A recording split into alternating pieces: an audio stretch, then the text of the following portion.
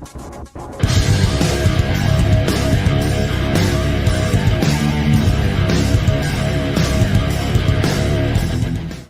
and welcome back for another 50 States of Food cooking video. This is a collaborative effort I'm doing with Heather from the Pixel Gamer Girl channel, where we are slowly cooking our way through all 50 of the United States. Today's stop finds us in the Sooner State of Oklahoma. It became the 46th state admitted into the Union on November 16th in 1907, and the dish we're going to be making today are fry bread tacos.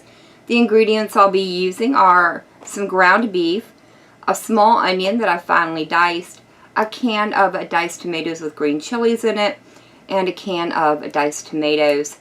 I've also got a can of ranch beans. These are a seasoned up pinto bean. In here I have 1 tablespoon of taco seasoning. This is a homemade blend. I'll leave the ingredients down in the description if you would like to try that out. If not, you can use your favorite taco seasoning.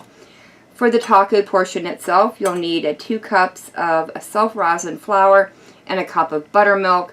And then here I have 2 cups of vegetable oil, or really any neutral flavored oil will work here for frying up our tacos. For my toppings today, I'll be using some shredded cheddar cheese, some homemade salsa, some black olives and sour cream, and a little bit of shredded lettuce. These are all the ingredients. Let's go ahead and get moved over to the stove and we can start bringing the tacos together. Here at the stove, I've started off by heating up my skillet, to which I'm going to add in my hamburger. Now that I've got my hamburger broken up, I've gone ahead and added in my onions. And then these are just going to cook until the hamburger is completely cooked through. Once the hamburger's been browned up, you'll want to drain any excess of fat from the bottom of the pan.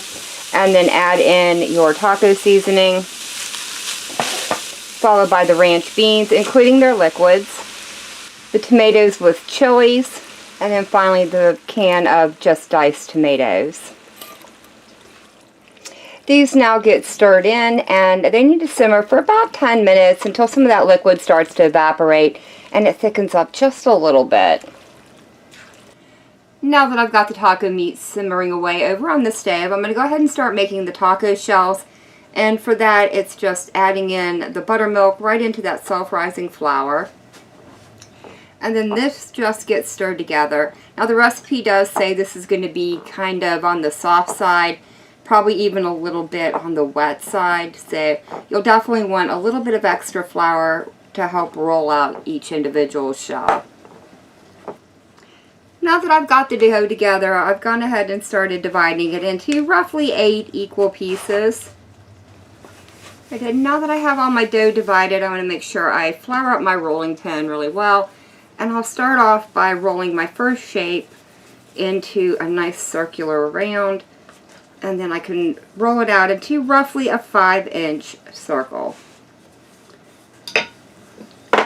Alright, that looks pretty good to me. Not quite exactly round, but I don't think I'm going to get too bent out of shape over the shape of it.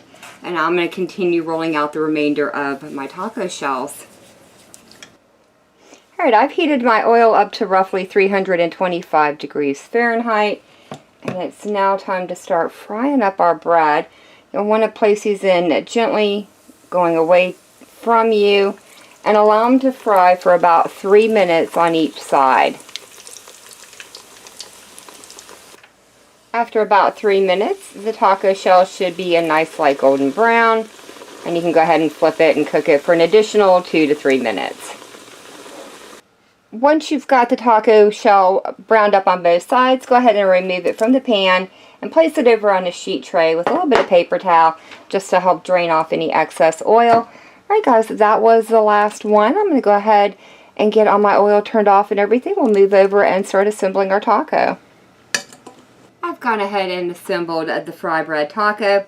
I started off with a layer of our meat mixture and then just topped it all with all the toppings that I chose to put on it today.